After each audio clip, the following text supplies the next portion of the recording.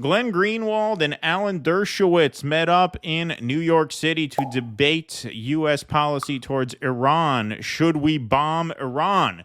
Talk about a debate from 2007, 2008 era.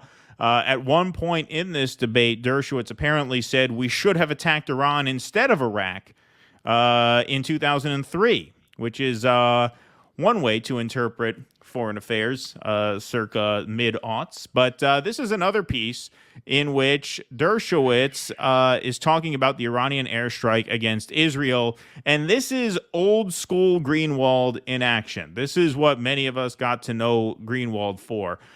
So here he is just dismantling. He gave him what is known in the biz as the full Greenwald. The full Greenwald, indeed.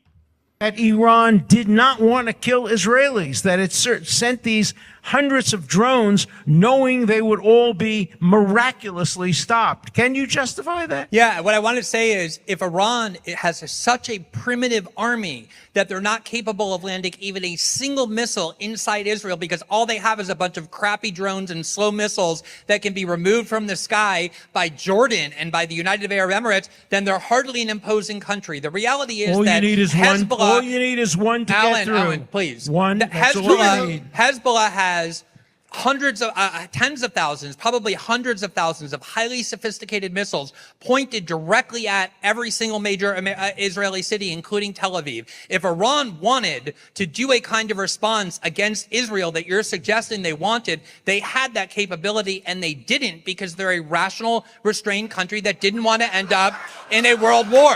I know.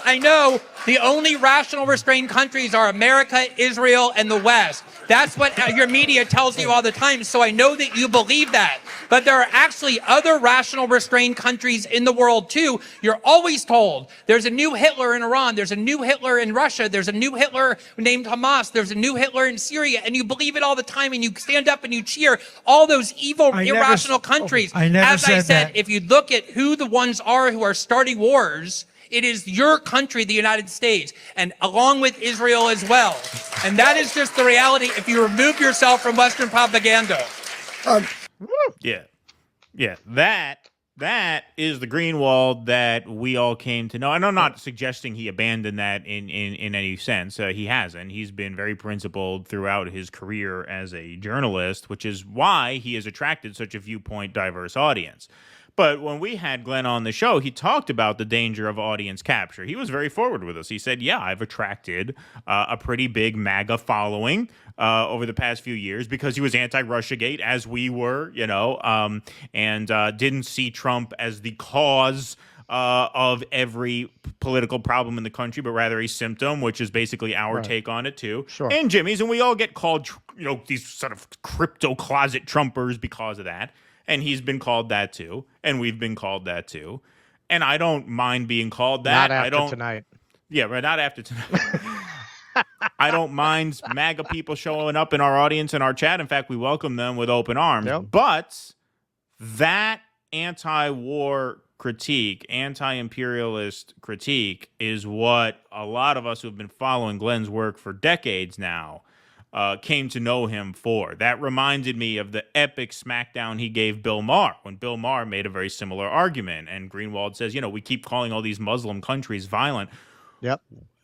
We're the ones instigating the violence around the world. It's us. We can blame these other countries. The fact that we blame these other countries around the world for the instability around the world, that is a function of Western propaganda. That is not a reflection of reality. And man, did he land that one. Yeah, it's pretty simple, and I think we should all start doing this because I've seen such a chart. It does exist. Show the body counts by the country. It's the next most warlike country I think would probably be Russia. It's a speck.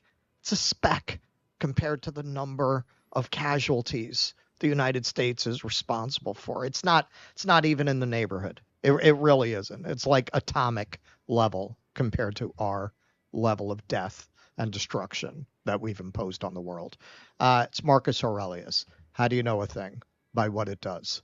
What do? We kill people. We destroy countries.